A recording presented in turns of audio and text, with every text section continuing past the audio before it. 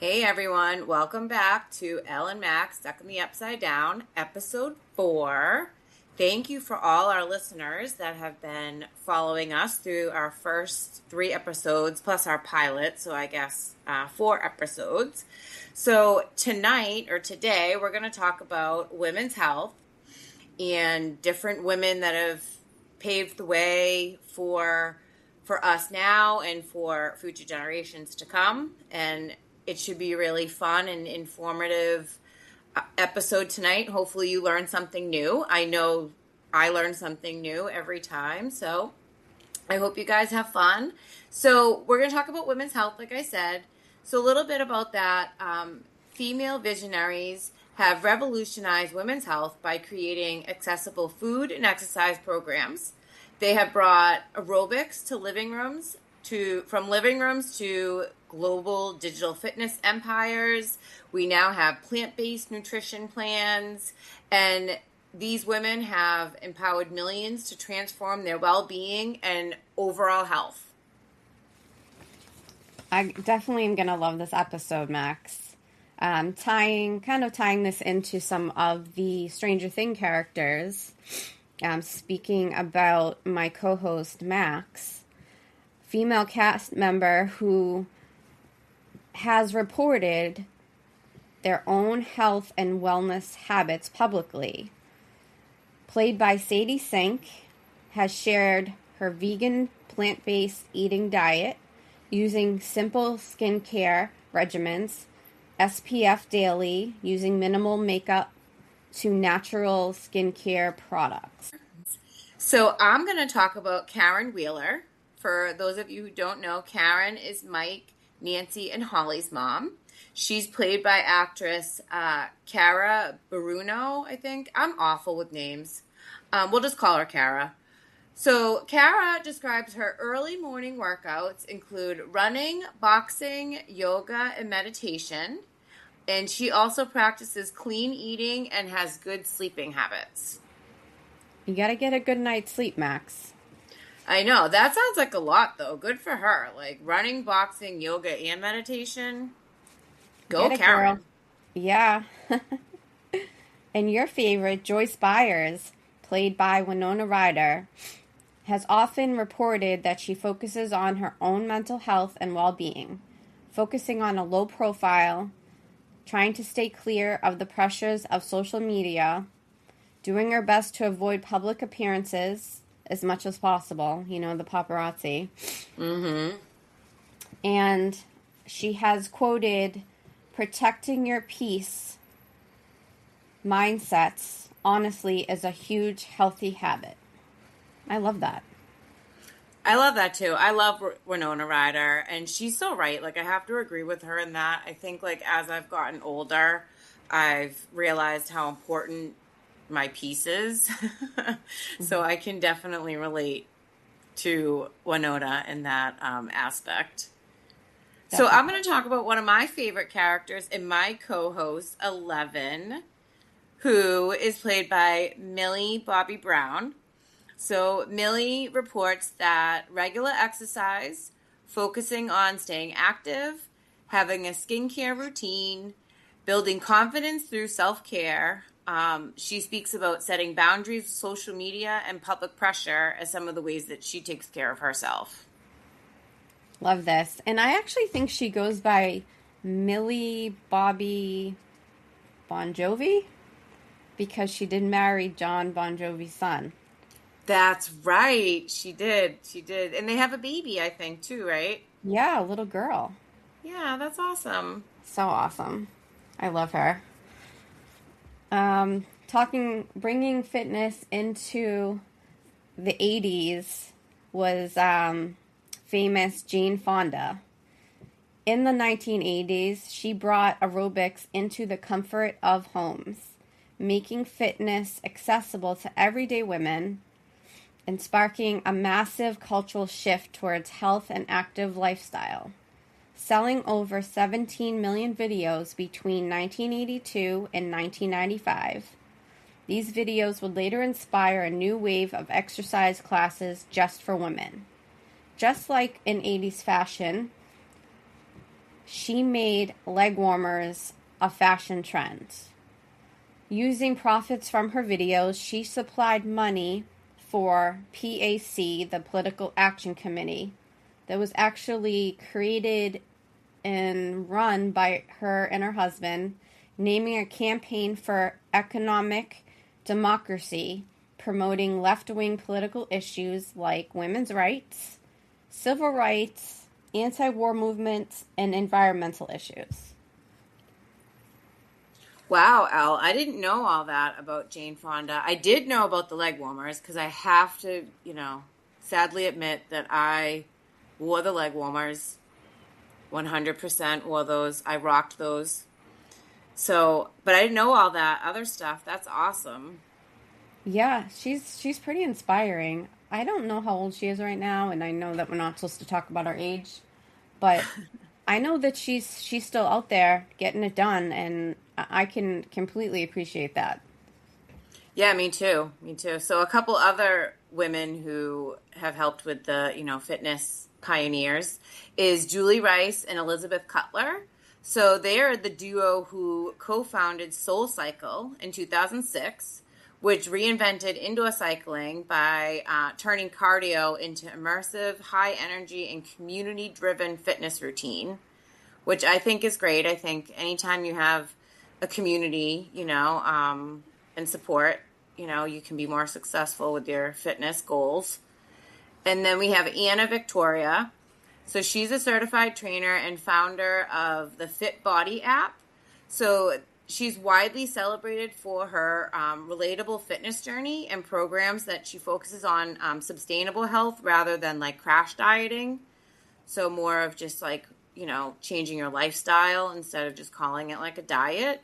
So she's done a lot. And, we all know apps are the big thing now. So that's been very helpful. And then we have, again, I'll probably butcher this name, but Robin Arzon. She is a former corporate lawyer who transformed her life through running, and now she is the vice president of fitness programming and beloved head instructor of Peloton, which we all know. I think that was big during, COVID. I feel like Peloton got really big. And she inspired thousands to, quote unquote, sweat with Jagger. Swagger. Oh, swagger. I'm thinking Mick Jagger over here. Thanks, Elle. I definitely want to check out this Fit Body app, but I'm definitely not like a cycle person, so I know people that... I'm not a big runner and I'm not a big cycler. Yeah, something about sitting on that bike seat just rubs my butt the wrong way. I was waiting for you to say rubs me the wrong way. I was going to say, you mean your butt. Yeah, no, I can't handle that. But I might check out the Fit Body app. It's definitely something to look into. Another well-known fitness connoisseur, Serena Williams, who we all know is a front runner in the tennis world. She's also a mom. She owns her own company called Serena Ventures that financially backs women's health companies on a global scale. So it must be like, I don't know if it's a nonprofit, but it's a company that is funding other companies that support women's health.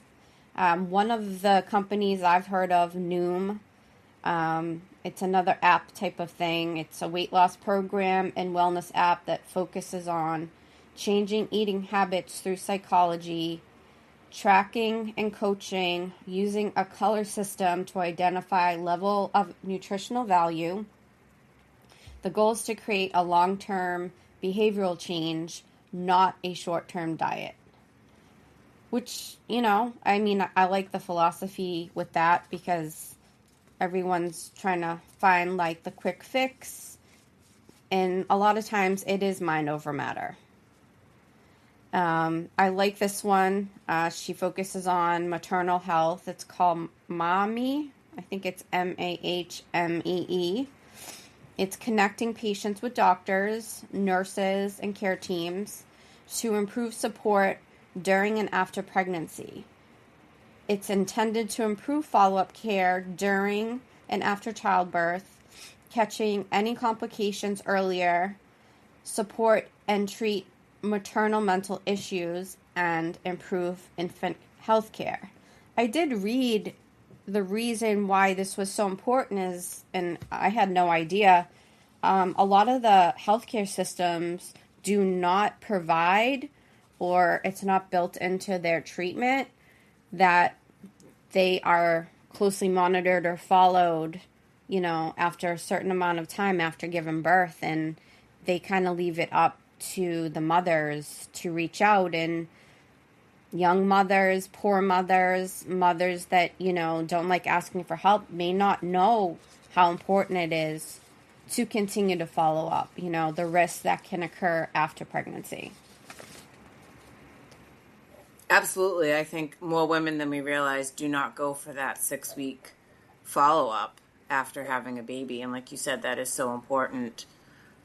I have heard of Noom. I have not heard of the mommy.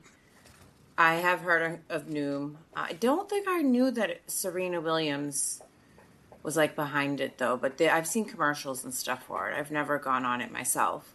But I do agree with the mentality of like creating like a behavioral change and not like a short-term diet, because again, like weight loss and healthy eating is a lifetime thing. So it's not like something that you just do for a little while and then stop. So like I get that. Yeah. Go ahead. If you think about it, if you think about how or why women gain weight, whether they start to gain weight as they get older, a lot of older women, we just assume they're not moving as much, the metabolism slows down, it's menopause. But adaptability, we may have the mental capacity to adapt to those changes, but we may not realize that psychologically we're doing the same routines we've always done, but psychologically we're not adapting to the changes when it comes to food and exercise. So we're thinking, well, I did this in my 20s and my 30s and I'm still doing it now, so why am I 20 pounds overweight or whatever it is? Yeah, that's a really good point. So some other companies that Serena Williams supports is one of them's called Every Mother. So this was created in 2018 in New York City, and it's a subscription-based pelvic floor exercise recovery program. It's considered to be well-researched company, and they aim at like postpartum and pregnant patients. Again, I'm not familiar with that, but I do think the pelvic floor exercises are really good. So I could see how that would be like important and successful. Another company, it's Wile, but it's Wile. So earlier we talked a little bit, I think it was someone that you talked about plant-based, a Oh, yeah. plant-based diet earlier. So this is the Wile is a plant-based but menopause supplement company, which is designed to support some of the symptoms that you get from menopause, like hot flashes, mood changes, sleep issues, cycle changes. There's not hormones or prescription. It's not a prescription, but it's also not FDA approved yet. So again, I think, the results can vary person to person, and depending on like what medications you're on or what, condition your thyroid's in, it could affect some of those things as well. So that could Yeah, be why it's not like that approved yet. was actually, we were talking about your character, Max. Sadie Sink. Yes, yes, I remember somebody. Oh, that's funny that it is my character. Yeah, so the plant-based is supposed to be really good. I'm actually interested in. I might do some more research on this while because Yes, yes. I There feel is, like there's not a lot out there for menopause or even premenopause symptoms unless it's really like evasive medication that like messes you up even more, like almost worse than the symptoms. well, we will talk about later on in this episode how food, diet, and exercise can affect hormonal changes. So they do have different recommendations throughout the stages of a woman's life. And I didn't include all of the information behind this product, but from what I remember, it is a plant-based supplement, but the ingredients that they put in it have been linked to helping hormonal changes. So what I can do later on is I can add the link to this company for that specific reason, because it is interesting. Because what we put in our bodies is what we get out of them, essentially. Yeah, you're absolutely right. So another, again, like really great product that Serena Williams backs up, which is great, goes back to that, we talked about earlier, not going to the doctor, so that 6-week appointment. Something that can make it a little easier. It's called the Teal Health Wand. So it's FDA approved, and it's an at-home device for collecting cervical samples, testing for HPV. So it's been said that it's less painful, just as accurate as going into the doctor's office. So basically, you take home this device. It's about the size of a small tampon. You would insert it into the vagina. With the end of it is like a cotton, like little cotton swab. You would rotate it to get the sample that they need. You would take it out, and then I assume you would either bring it back to your doctor, or they probably have you mail it in like a secure way. So as of right now, most insurances do cover it, but if not, it's about $249, and that includes a telehealth provider, the processing and the results, and then they provide you some support as well. So it is fairly new. It was just approved by the FDA in 2025. And you can get some more information online too. We can also post that link on our Facebook page. Yeah, such an amazing product. I just heard of recently. I don't know if I was watching TV when I saw this product, but for any young girl, for any woman that's been traumatized, for any of us that are just sick of having that metal thing shoved up there, it sounds like such a less invasive way, such a more relaxing way, something that us as women have to do, may choose to do more, knowing that it could be just as simple as laying in the comfort of your bed or the bathtub and sending it in, and not having, all of the stresses that come with having your annual pap smear. So I definitely am going to try this product out. Not for fun, but No, that's not fun. What do you mean? No. Sounds like a great time. No. Let's have a Teal One party. No. I was just going to say that. Who needs Athena's parties? We can have a Teal Wand party. That's what the next Athena's parties, the sex toy parties are for when you're in your 20s. In your 40s, you have the Teal Wand parties. Hey, maybe they should join forces and create like a vibrating effect, and then we'll really want to do it. That's amazing. You need to reach out to Serena. Yes. I'm gonna put this idea out there, definitely. Especially if she's financially backing this company. Like, good job, ladies. I love how tiny and small and personal this is, but let's make it work for us. I like how you think, Elle. Oh my goodness. Continuing this conversation, Michelle Obama, our former First Lady, while serving as a First Lady, she spearheaded the Let's Move. And I remember seeing this. I actually remember seeing this, and she was on Sesame Street doing it with some of the characters on Sesame Street, which is awesome. Yeah, I do remember that. And she used to partner with like daycare companies too, because I know there was a daycare company in Massachusetts. I think they're nationwide actually, Bright Horizons, and she had like a thing with them as well where she gave like a curriculum, I guess you would call it, like of activities for the kids to do and stuff. So I know she did partner with during this campaign with a lot of schools and like daycares. Yeah, I mean, she was just diving right in, which you can't ask for more than that in a first lady. Um, so it sounds like it wasn't just moving and exercising, it was promoting a lifelong healthy eating habits and getting kids and families and parents up and moving. I mean, is it really that much harder than that? Is it really harder than that? I'm not saying that right. Do you know what I mean? Like, you just got to get up and move. That's what your body needs to keep going. And I love it if she's going, right into the schools early on, because as you know, Max, our kids get into really bad eating habits.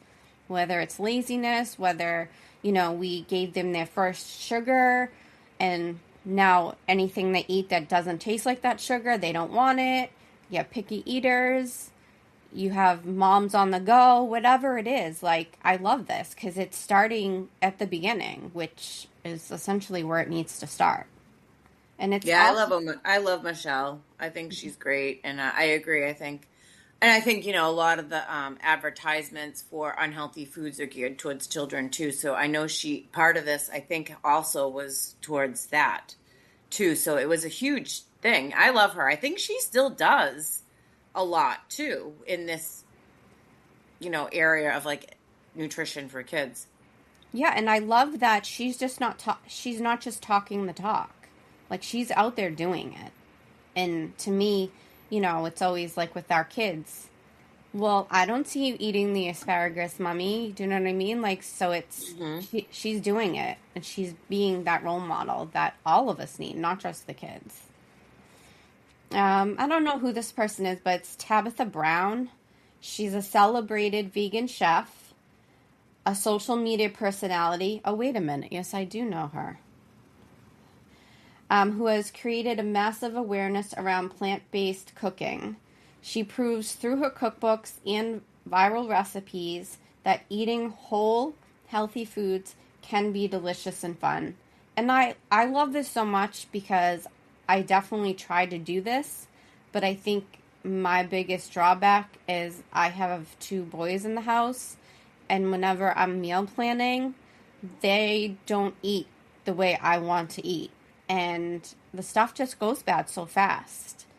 And having to go shopping all the time is just too much work for me.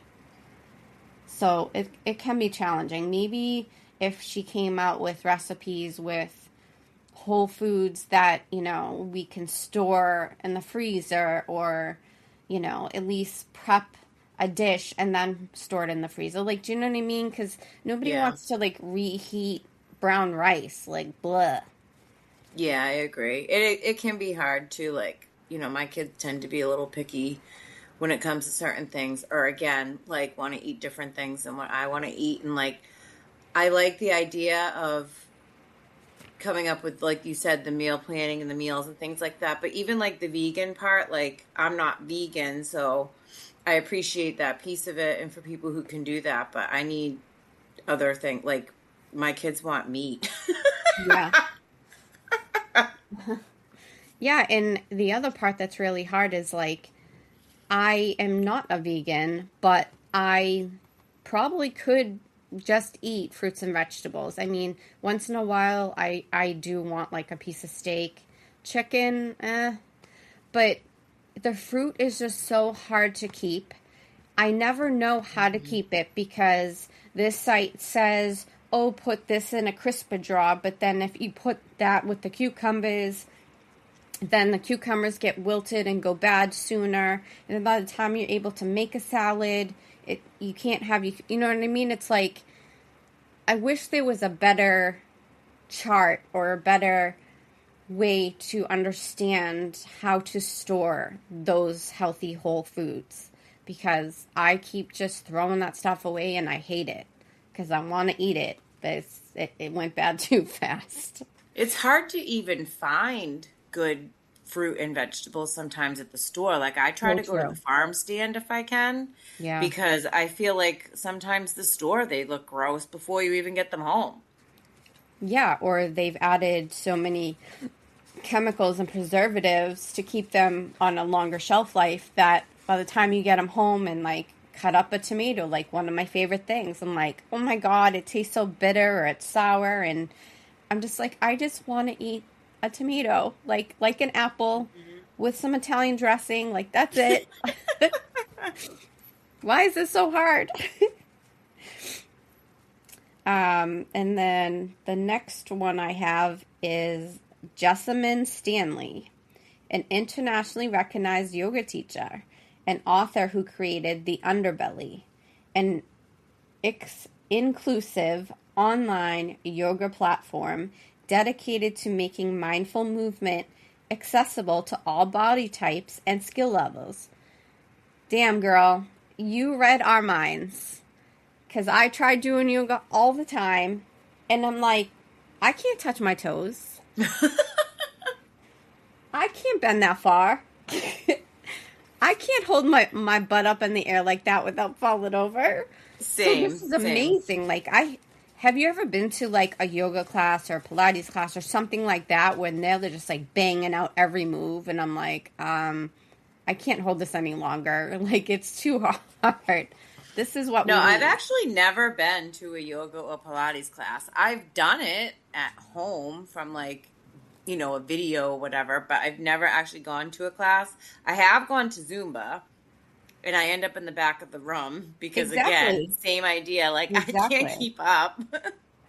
Yeah, and to me, if there were more classes that are like hers, I probably would go, but for now, and I just did this today, I took an online Pilates class, and it was just 15 minutes, and the whole time, every move that she did, as long as you held the pose, she would say, you can look at the way I'm doing it, or you can do it this way. Just go at your pace and do it as you can. And they keep reinforcing that, and to me, that's like key, because who's going to jump online for a moderate to professional Pilates class for 15 minutes? Like, they're going to be doing the class like the back of their hand. Like, I've never done Pilates and I want to learn how to do it, but, it's hard. And I want to know that it's okay that I can't move like the woman on TV. Right, and it's funny because 15 minutes sounds like a short amount of time, but I feel like, to me, doing Pilates for 15 minutes would feel like 4 hours. Yeah, especially when you're holding it that long. It's one thing to like, okay, do it this way, and then put it back down. It's, no, now hold your leg up in the air, and keep your back straight, and your belly to the ground, and it's like, what? Now you have to rotate your leg around. And again, and again. Oh, one more time. All right, now reverse. That's literally what it's like. But at least having 15 minutes is a more mindful, obtainable goal than going for like a 50-minute class or a 30-minute class. So Agreed. I love this. I love that this is like an online thing.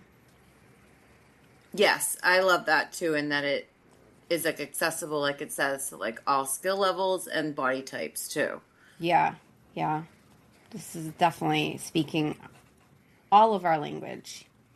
100%. So I'm going to talk about a couple women, and I think they're very well known. I feel like most people will know who they are. So the first one's Oprah Winfrey.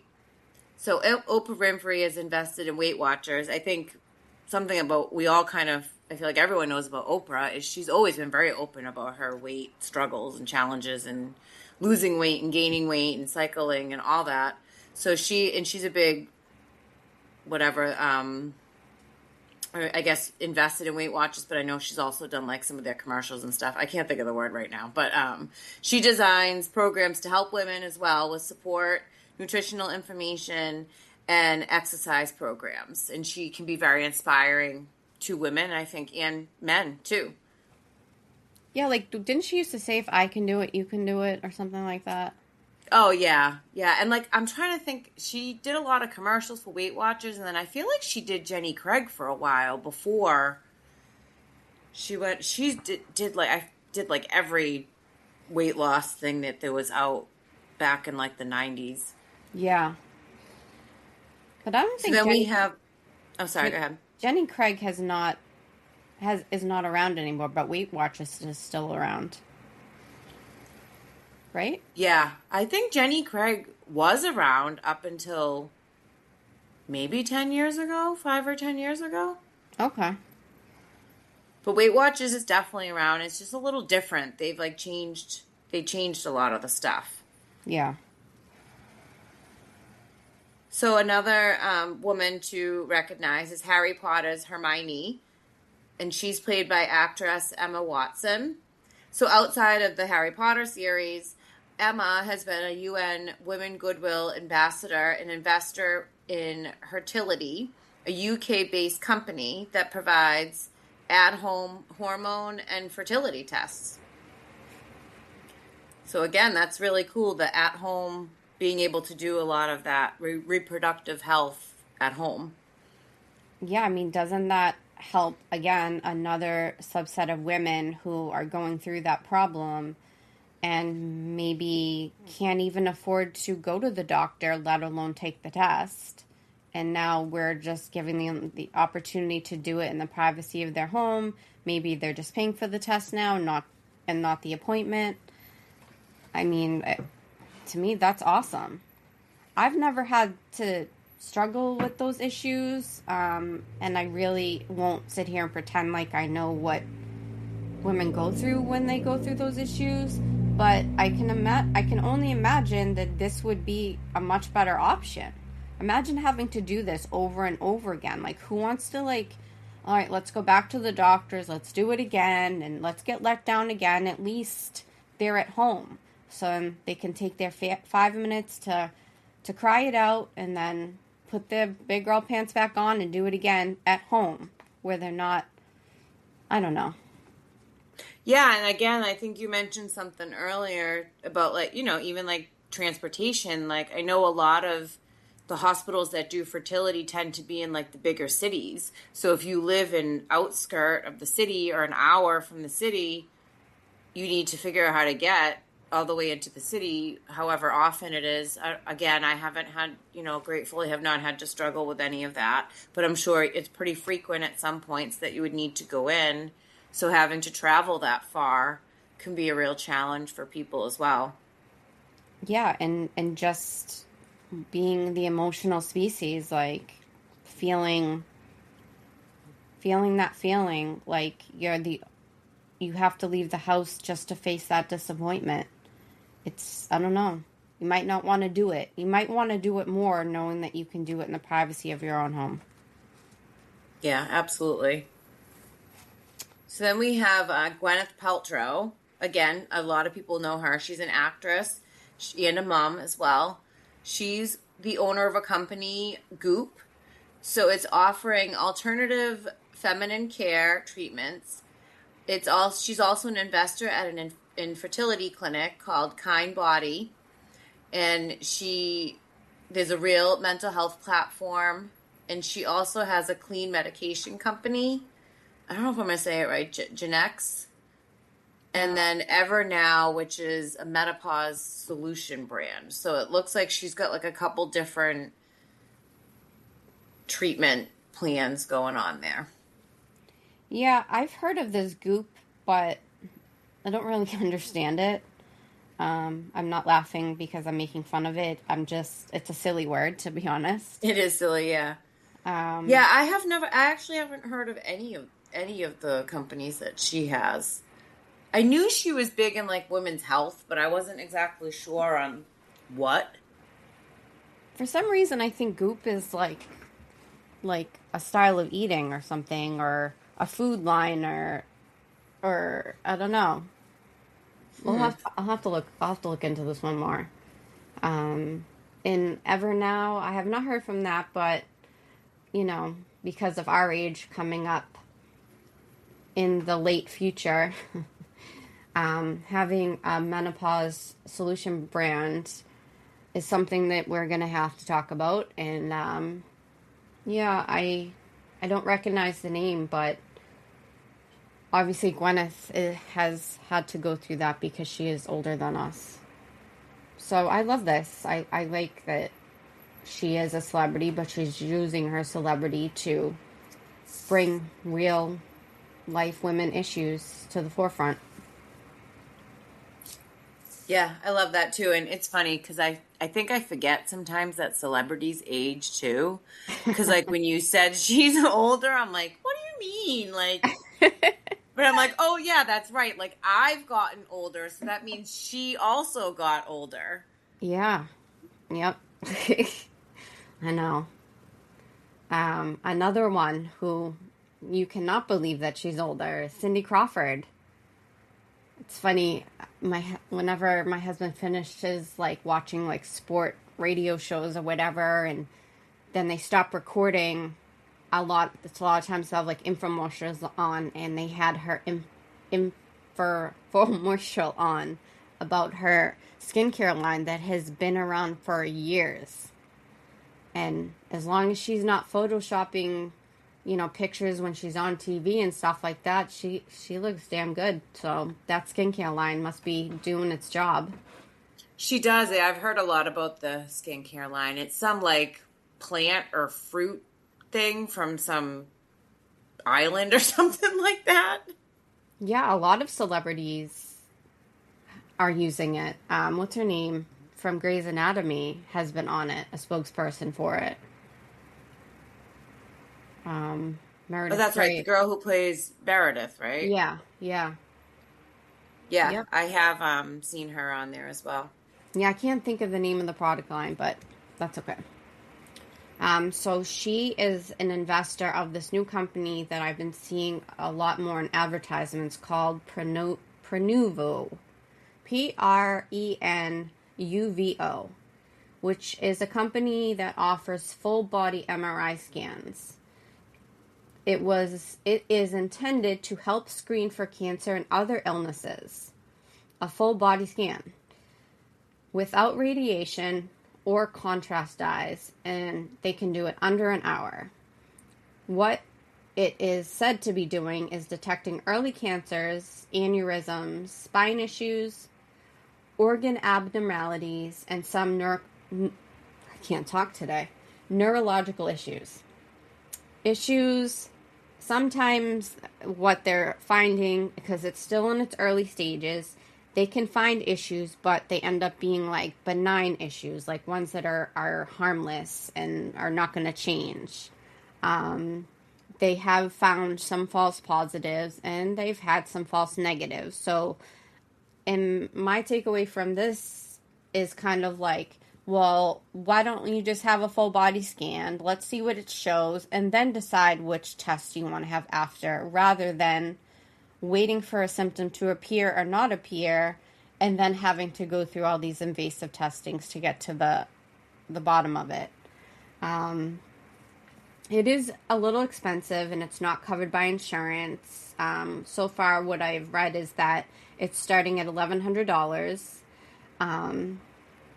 And most doctors will recommend in these areas to still have your mammogram, still get the colonoscopy, still have your pap, still monitor vitals, and then this is more that would come later. So just for those specific testing, origins, tests, whatever, do those first at least, and then get the scan.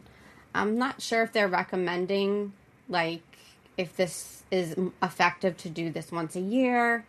I don't think there's been enough research yet to determine, like, how much further they'll go with it. But I think this is great, and I'm pretty intrigued. I believe that there are several testing devices in New England, so let me do some more work and find out where, if you're interested, you can get one of these scans and if it has to be ordered by a doctor and so forth. Yeah, that is really cool. And I hope maybe over time it'll eventually get covered by insurance. I feel like sometimes when there's newer things out, it takes a little bit for that like process to happen. So hopefully eventually it'll be covered and more people will have opportunities for it. Yeah, and it also could be like a way to solve a lot of these issues by catching things earlier on. And I'm not going to get into the political side of this, but it is the government that will determine whether or not the FDA approves something. So, you know, we'll see. Absolutely. We'll Yeah, see. fingers crossed. Yeah. So, Cindy Crawford's beauty line, I just looked it up. It's called Meaningful Beauty. And as soon as I saw it, I was like, oh, yes, I can hear the commercial in my head now. Infomercial. Yes, infomercial, you're right. So, trailblazing doctors and scientists have been working to improve women's health. They're fighting for reproductive rights, maternal care, and forcing the healthcare system to provide better and equitable care for and options for women. So, a few women that have helped in that process. Obviously, I feel like, again, not to get into politics, we'll get into that another day, but we've kind of taken some steps back. But some women that we should recognize, we'll just say, is Dr. Elizabeth Blackwell. So Dr. Elizabeth Blackwell, back in 1849, so we're going way back, one of the first, pioneers, women pioneers, right? The first woman to earn an MD in the United States, and later co-founded the New York Infirmary for Women and Children, and it was focused around female medical care.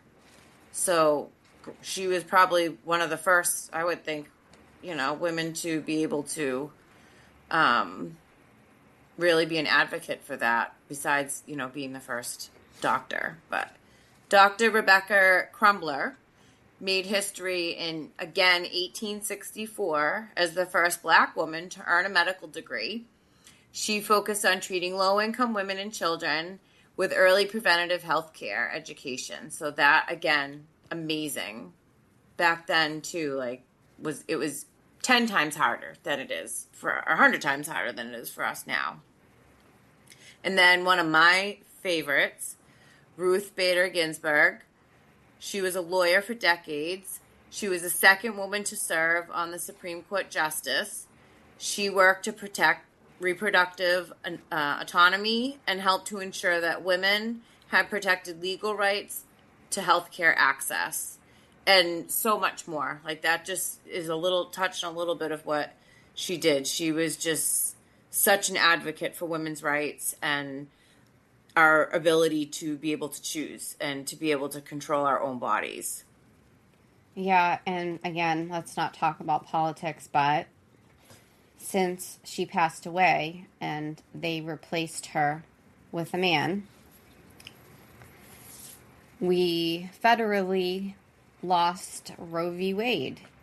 And what would she be saying, if she was still here with us? It's really sad because I remember watching the documentary on her and watching her endlessly fight against the man to have a rightful position that they had as well, to be able to make the decisions that they thought they could make for us. Another reason why I admired her is I can't remember how old she was when she passed, but up until a year before her passing, and again, I saw this in the documentary on her, and we were just talking about Pilates, is she could hold the plank position for over 30 seconds. I can barely do it for 9. That's crazy.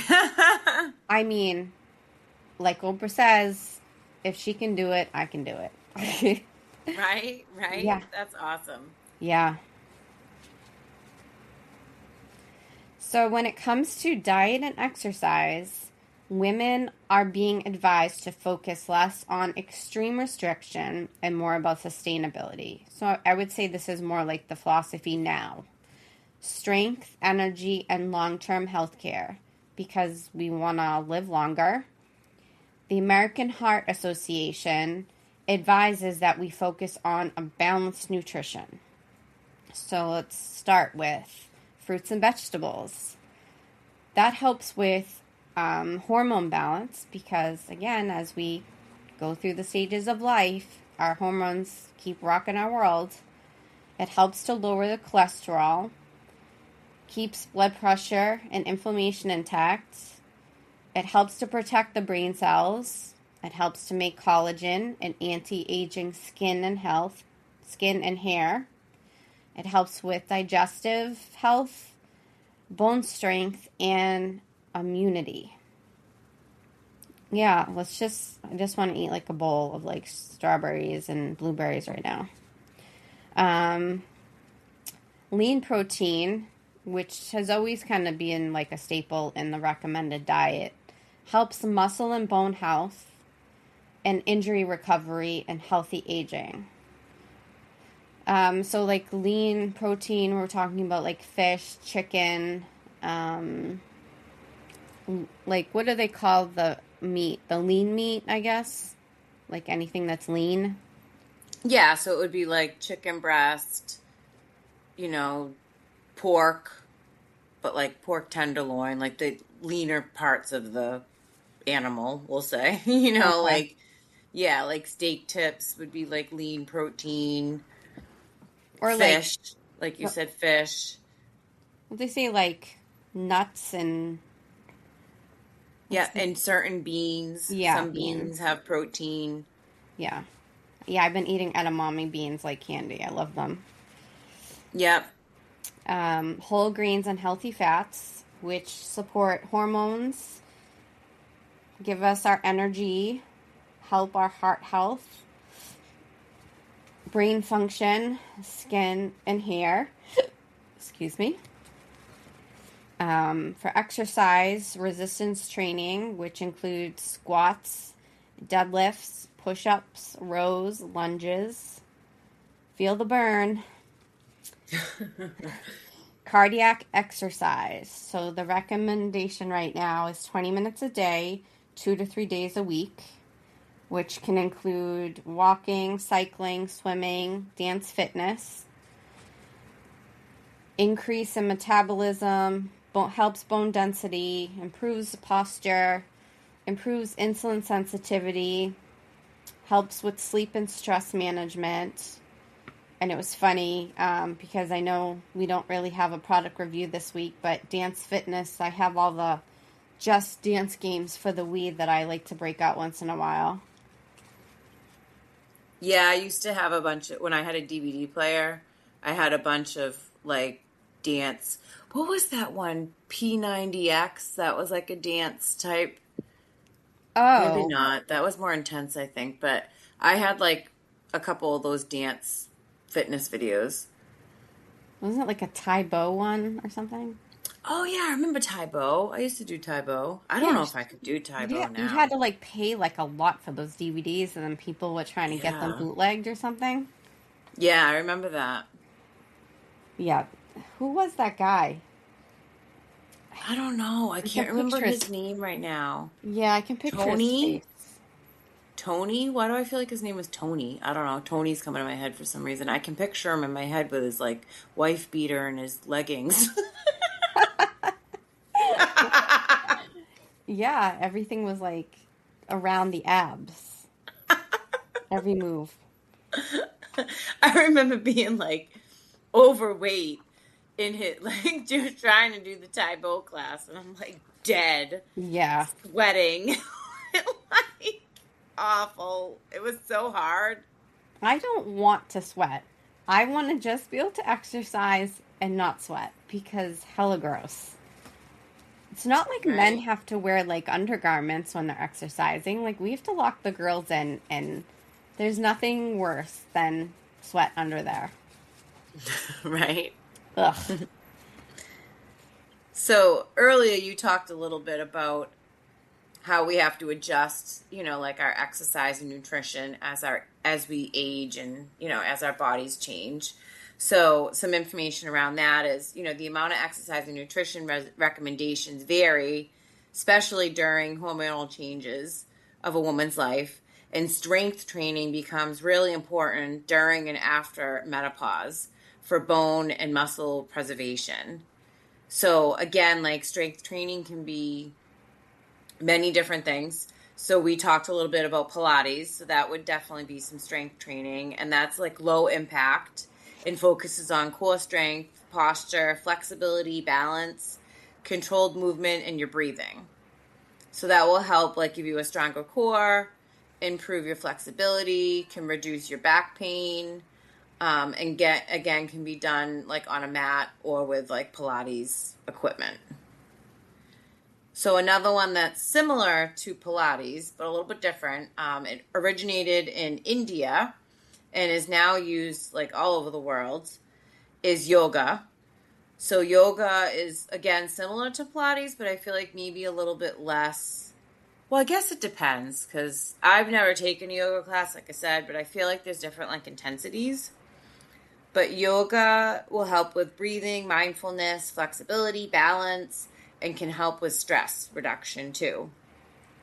So again, combining some of these strength training, 2 to 3 times a week with some cardio fitness and like alternating different parts of your body to give your other, time, body time to rest is really important for as you're getting older. So you can do, some of the strength training, like we said, the Pilates, yoga, squats, lunges, push-ups. Those are really good for strength. Resistance bands, you can do like 2 to 4 times a week. Those can be really helpful during premenopause and as you get older for that bone density decline. And again, I think just like cardio, which can just be walking, running, depending on your age too, can mess up your knees. So again, just knowing your own abilities and areas. Swimming is a great exercise. Low, not a lot of like pressure on your joints. So someone who has like arthritis could do swimming, would be really low impact, good strength training, cardio for them. And then like we said, dancing too is another one that's really great. That kind of combines a little bit of the cardio and the strength training. Yeah, I've actually done cardiac therapy in a pool where they have you walk and move in the pool in different ways. And it is heavily advised on older people as things start to slow down and your joints and stuff get stiffer to be able to move around in the water. So, like, maybe it's hard for you to go up the stairs. So go into a pool and go up the stairs in the pool because it's a lot less challenging and a lot less wear and tear on their joints and muscles and bones than it would be if they were doing outside of the water. And I live by this. I do all my pelvic floor exercises while I'm in the bathtub because it's a lot easier for me to move while I'm in the water. Absolutely. I have a form of arthritis, and when I would get flare-ups and stuff and I'd have a hard time, getting to the gym and being able to exercise, my doctor would recommend a lot of the things you said, like going into the pool and even just swimming or walking, walking in place and just getting, because it doesn't hurt your joints as much. Yeah, because you can walk frontwards, you can walk backwards, you can walk sideways, you could crisscross your legs as you're walking, you can jump up and down, and it's because you're weightless, it's less wear and tear on muscles and joints and bones. So, I was about to say namaste when you were done, but I won't. Centers for Disease Control and Prevention recommend that women should have a wellness check once a year. That's to monitor the vitals, the weight, go over medications, and make sure you're up to date on vaccines. I mean, vaccines is always going to be a discussion. I would say I think it should be more of a discussion that we should discuss as adults, less than with kids, but I'm not going to create a problem or a controversy right now by saying that. So I'll just say what the Center for Disease Control has to say. they recommend that everybody have a bone density scan, a DEXA, starting at the age 65. Personally, I think that they should do it sooner than that, because I think by the time a lot of people get to 65, they're already past the point, and they may not have a pool to go walking in. But that's me. Blood pressure, cholesterol, blood sugar should be monitored routinely. And colon cancer screenings begin at age 45, either by a colonoscopy or they do that at-home kits now. I think it's Cologuard is one of them. And then I think there's some sort of imaging way that they can monitor the colon cancer screening as well. I don't know if this is more something pertaining to men or not. I don't know why I'm thinking that, but anyway. What, the colon screening? Yeah. So I hate to have to tell you this, Elle, but I'm going to be 46 this year, and my doctor just scheduled mine for July. I don't know why I'm so scared. You're not alone. I'm terrified, but he said that what he told me was that they're finding it more and more common in younger people. So they're recommending it sooner. Like, he was like, I really recommend you get it. We're finding it in people your age. So, as scared as I am, I'm going to do it. But yeah, I'm really nervous. I'm not going to lie. I'm a little scared. Well, what I can tell you is I know two people that are very close to me that have both had it within 6 months of each other at two different places, and they don't remember any of it. They went to sleep and then they woke up and it was done. Love that. That's perfect. Yeah. I won't tell you my contentions about it, but please don't. You can tell me after. What is it? Do as I say, not as I do? Yeah. Do that. Flu shots 1 time a year. I'm sorry, but I don't. COVID booster as advised. I had no choice. Tdap booster, which is the tetanus, every 10 years. HPV vaccine as early as age 9. I was really surprised because my youngest didn't get, I think it was 13. They didn't do it until 13. Yeah, I don't know. Well, yeah. So my daughter will be 13 in August. She just got her second. It's the first time you get it, it's 2 times. Yeah. So she got the first one in, I think, October, and just got the second one in May. Okay. I'm not an expert, but what I can say is I wish I had this vaccine when I was a kid. Shingles vaccine after 50 and pneumonia vaccine after 50. I kind of wish they would look at these vaccines like they did the COVID. Like with COVID, they had the older people, I think it was like over 65 go first, or complicated immune systems or high-risk patients. I think some of these need to be modified to include high-risk patients, not just ages. But again, that's the government, the FDA. I'm not a scientist. I didn't do the research, so. Yeah, I agree with the HPV. I wish I had it when I was younger. So when I did choose to get it for my daughter, but I explained to her why and like what it was, because I thought it was important for her to know what's going into her body and why I chose to, give it to her. Yeah, and I think for any parent or any teenager that has to advocate for themselves, if you do not know about this is something both Max and I highly recommend. Having HPV, you can have HPV and nothing happens, or you can have HPV and you could get a strand of cancer that your body either cannot detect but is not able to fight off. Sometimes those cancers include cervical cancer, which is the number one killer in undetectable cancers in women alone. And unfortunately, being someone who is put in the situation of not having the vaccine, I'm the one that has to go through this very invasive testing too often than I'd like to admit, and too many times that I ever want to count. So I definitely, I don't know about all the other vaccines other than chickenpox, because I've had shingles 3 times. Because I had chickenpox when I was a kid, I did not have the vaccine. We did not have it available to us. But the HPV one, even if your kid gets vaccine HPV later on in life and it's not cancer causing, it still can present your son or daughter with a boatload of issues and testings that could have been avoided.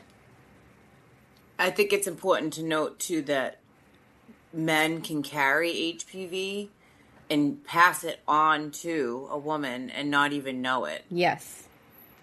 I think that a lot of people, that there's a myth, right, that the men can't get it. They don't really, because it's more of a cervical. They can, but it affects women a lot worse. So I think people think they don't need to get their sons vaccinated, but your son can carry it unknowingly and transfer it onto a woman where it could be fatal for a woman. Yeah, because they're not testing it like, It's not tested like an STI. Yeah. Exactly. So that's really what happens. And then there becomes a stigma attached. Well, you're having unprotected sex. Well, no. Because a lot of people have unprotected sex if they're with a partner, long term or whatever. Mm-hmm. This is a very scary thing, because normally when females go to the OB, whether they're having symptoms or not, they're being tested for STDs. Men are not, unless they're having symptoms of an STD, and HPV usually does not present as symptoms, especially in men. And if you go to like your doctor for a typical STI test, I don't believe that HPV is included. That's No. part of your pap smear. Yeah. But those are like additional. So unless you asked for that specifically, they do screen for it every 5 years. But we talked about earlier, a lot of women don't go.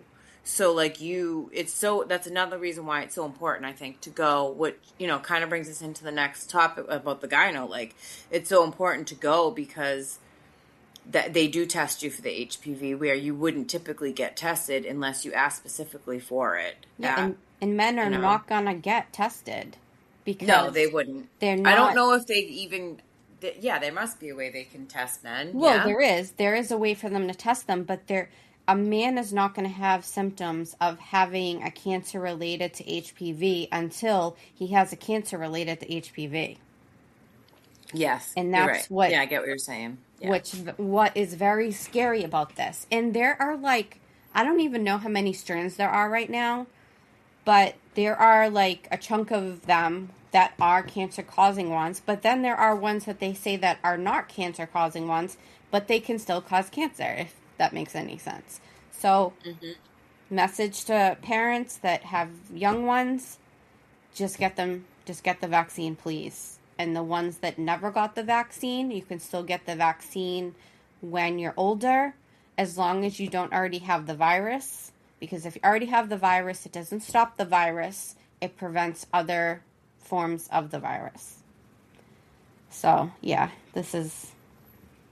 make sure that your kids are having the conversations and you're having the conversations with the pediatricians. And if you are a young adult and never got the HPV, please go to your doctor and see what you can do to make sure that you don't get a cancer-related HPV diagnosis. Yeah, and I think, again, I think it's important, we'll, get into our next topic about the gynecologist. It's a good, segue into it. So they recommend starting to go around age 21 to 65 for a PAP. And this is funny, because they do them every 3 years. When I grew up, I started going at 16, and it was every year. Same. So they've changed that. But again, it's important, if you're a parent, encourage your young adults to continue with that care, because I know, when they're up until they're 18, we're kind of making the appointments, we're bringing them, we're making sure they're doing that stuff. But once they turn 18, like, you're not able to make those appointments for them anymore. So you really need to make sure you're encouraging and going yourself, being a good role model, and going your every 3 years again. And then, when you have HPV testing, like we said, it usually starts around age 30, and they'll test every 5 years. You can also go to the gynecologist for just any sexual health questions, breast exams, menopause questions, or, testing, menstrual concerns, birth control. We'll talk about like different types of birth control, but also, again, with the breast exams, you can do them at home, but you should also start getting mammograms around age 40. And they do recommend them every 1 to 2 years. I do get one every year. They're really great, typically, about like keeping on top of you with that, especially if you have breast cancer in your family. So again, some birth control options. There's the, birth control pill. Of course, there's condoms. They now have female condoms, which is great. So those are options. Other than the pill, they also have the Depo-Provera, which is a shot that's every 3 months, and you would go to the doctor's office for that. That can also help with bone density loss. No, it's been associated, with bone density loss with long-term use. And young adults have shown, especially in young adults, that are still growing, and it lowers estrogen levels that protect bone development and should be monitored while you're taking it for a long period of time. So again, I think with any birth control, the pill or these ones that we're talking about, they're going to have side effects. So just, again, asking questions, being aware of those. I can post a link on the Facebook page that can bring you to some information that goes more in depth in like the different birth control options and their side effects. We're just going to touch on a couple tonight. But IUD implants is another one. So that one is more for long term. It's placed right into the uterus. So there's different ones. You can get one that's 3 years. You can get one that's 5 years. One that's 8 years. They also have like non-hormonal copper ones that can be used for up to 10 years. Again, they have some side effects, some risks. They can, slip out or puncture the uterus, which can cause like an ectopic pregnancy or miscarriage or a preterm birth if it's not removed during pregnancy. So again, some side effects with that one. They also have the Nexplanon implant, which goes typically in your arm. That's for about 3 years, and it just goes under the skin. It's, again, 99% effective. That one has like less side effects, but you can sometimes get an infection where they implant it in your arm. So again, we'll put more information about, there's also like diaphragms and other different things. We can post like a link on our Facebook page to give you guys a little bit more in-depth information on birth control options. Very good. Yeah, there's so much. This is what it means to be a woman. In 2021, clinical trials began and results have been rolling in. The GLP-1 that most of us have heard about in the news and social media, maybe a friend or a sister.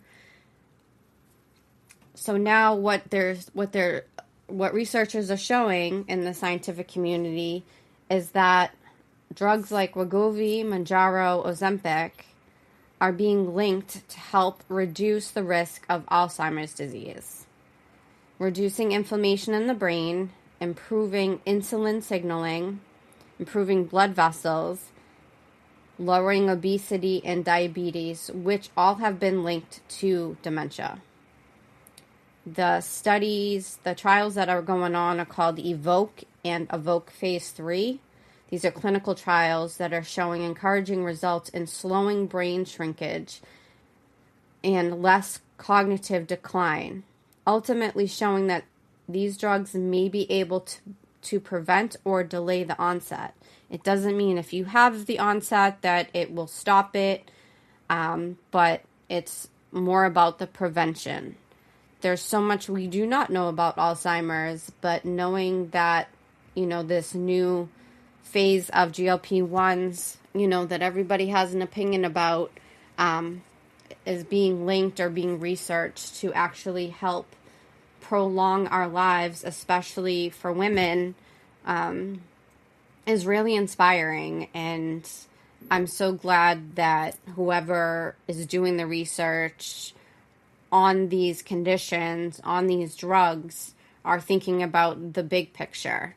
Because if you think about it, when somebody gets Alzheimer's, it literally, the brain cells are being attacked and they're eating away at the cells until there's nothing left. And then you're not alive at that point. So if we can preserve our physical health overall, I always say that if one organ is failing, you have to do everything you can to take care of the other organs so they can compensate.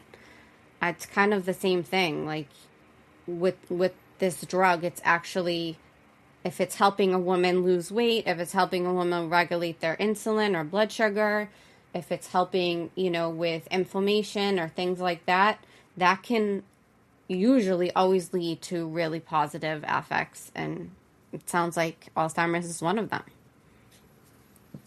Yeah, that's great. I did not know that they had, linked it to reducing Alzheimer's. I think that's great because there's not a lot out there for Alzheimer's.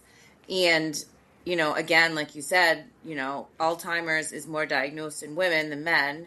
2 to 3 of Alzheimer's patients are women, and women are said to live longer than men.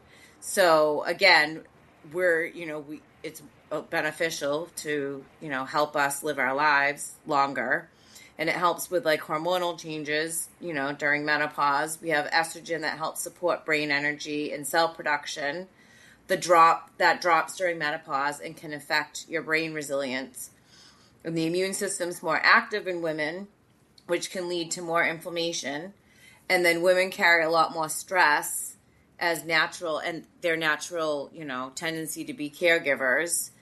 And I think something that I also saw recently was like trauma can be linked to autoimmune diseases in women. So like, I feel like all of these things, like the hormonal changes, like you mentioned, like the weight gain and the hormone changes, like they're all linked to so many other like health things with women. So to have something that can help reduce Alzheimer's, which is so, such an awful disease, is amazing. Yeah, because if women are living longer than men, but Alzheimer's is literally cutting you off, you could have lived another 10, 15 years, but because you get this disease and it eats away at your brain, it prevented you from living. And it's really hard. It's a harsh reality. I've definitely lost a few to this disease, and I've watched what it does to women that I've loved, and even those women that took care of their bodies and ate the right foods and exercised even up until they couldn't anymore. Like, unfortunately, we have to just keep fighting, and the fight never ends. And it's kind of, if we flip the script for a second, in wrapping up this episode, let's just take a moment for a second. We've gone over a lot of information, and what I started to realize is that our health is primarily centered around hormones, female anatomy, reproductive system, pregnancy, post-pregnancy, perimenopause, menopause, and preventing an Alzheimer's diagnosis. Men's health is focused on prevention, maintaining that physique, muscle and joints, anti-aging, even though most men age a lot more gracefully than we do, erectile dysfunction. You gotta keep their sex drive intact, right? Because that's so important. Type 2 diabetes, gaining weight. You don't want a fat beer belly. Mental health that often goes undiagnosed due to lack of treatment participation. Prostate enlargement or cancer, testosterone changes, or heart health. Summarize in one paragraph. I don't even know if I'd call that a paragraph. I would say like 2 or 3 sentences. But yet, not to go down the politic road, why are most men making health decisions for women?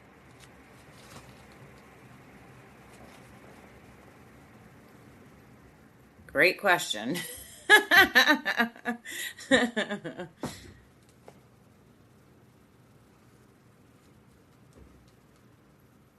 Well, thank you so much, Elle. That was amazing information, and hopefully with us continuing to fight and advocate for women and women's health and women's rights, we can get to a place where maybe women can start making decisions for women. But we'll definitely be talking more about some of those topics and maybe some of the politics that we talked about today in other episodes, because that we could probably have 10 episodes just on that. But we want to thank everyone for coming and listening to us today. We're going to end with a quote. Sometimes you have to stop and reflect on everything that you've been through and where you have been to truly appreciate where you are now. Healing is possible. It's not easy. It's not pretty, but it's possible.